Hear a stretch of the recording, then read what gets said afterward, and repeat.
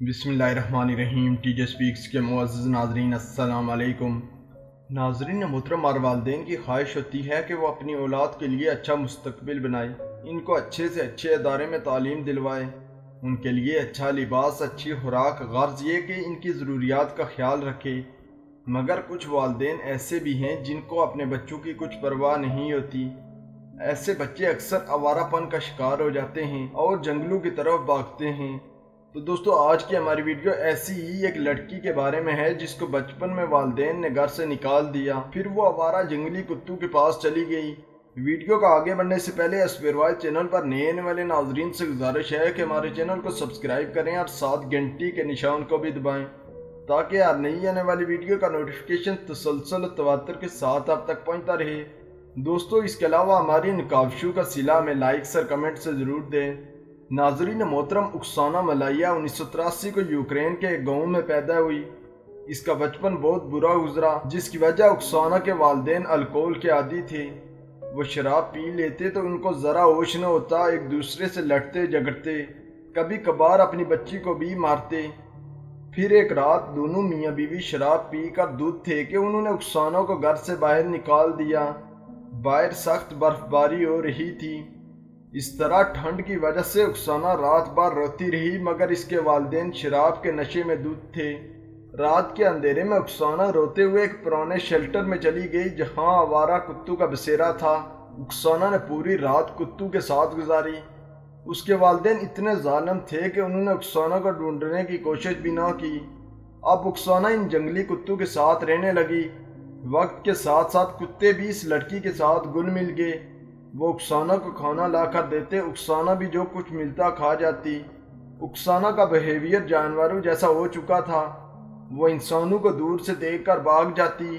اکسانا انسانوں کی طرح باتیں کرنا بھول چکی تھی، اب وہ کتوں کی طرح بھونکتی تھی۔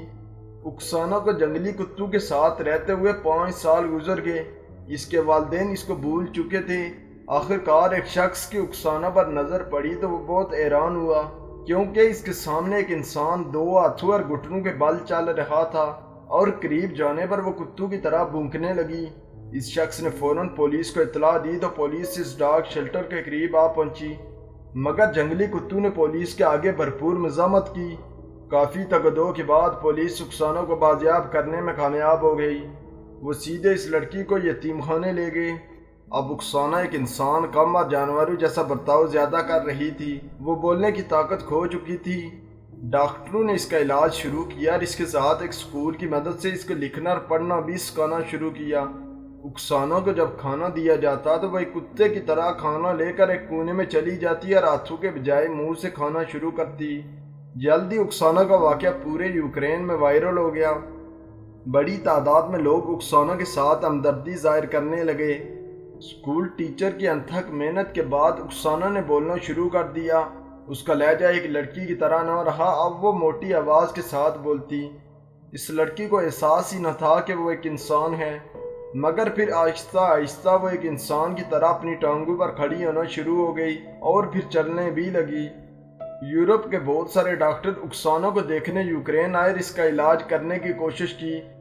سب کا یہ ماننا تھا کہ یہ لڑکی اب نہ جانوروں جیسی رہی اور نہ ہی انسانوں جیسی، لیکن اب اس نے انسانوں کی طرح کھانا بھی شروع کیا اور چلنا پھرنا بھی۔